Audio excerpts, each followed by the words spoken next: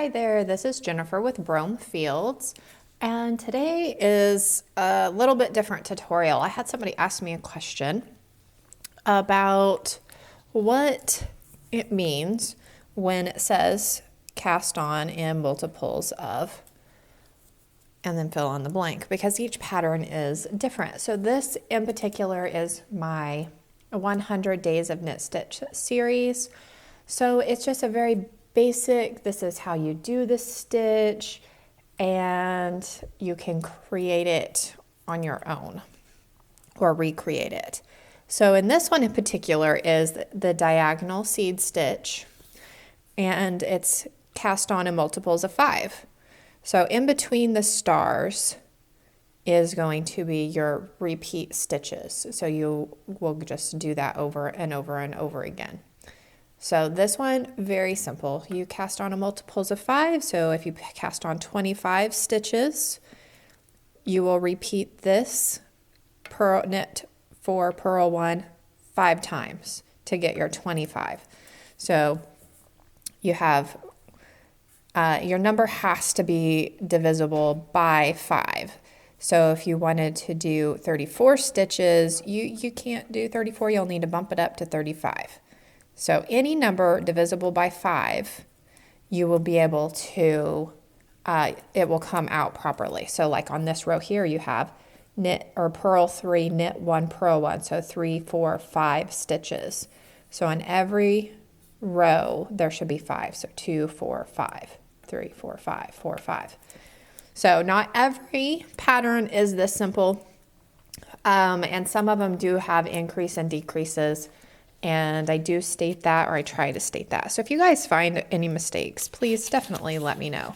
So that one's a super easy day. So day 2 was definitely more complicated for me. I really had a hard time with day 2. I think I had to redo it like 5 different times. But you want to cast on in multiples of 10 plus 5.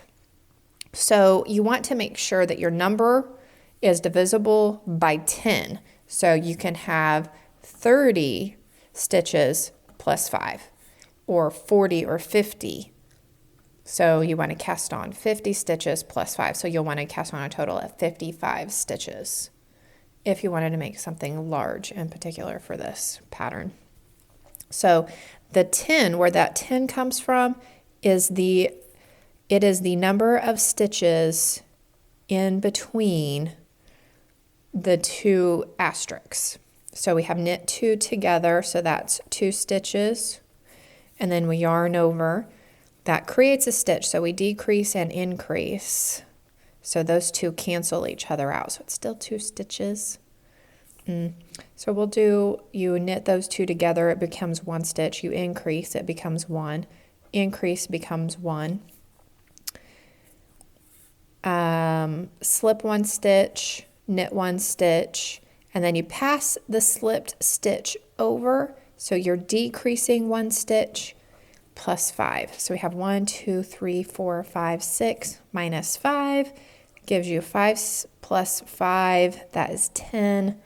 Oh, if that wasn't confusing, it's math, and the numbers never lie. But it does get confusing, especially whenever you have these slip stitches over. It doesn't, and the yarn overs, it does get confusing.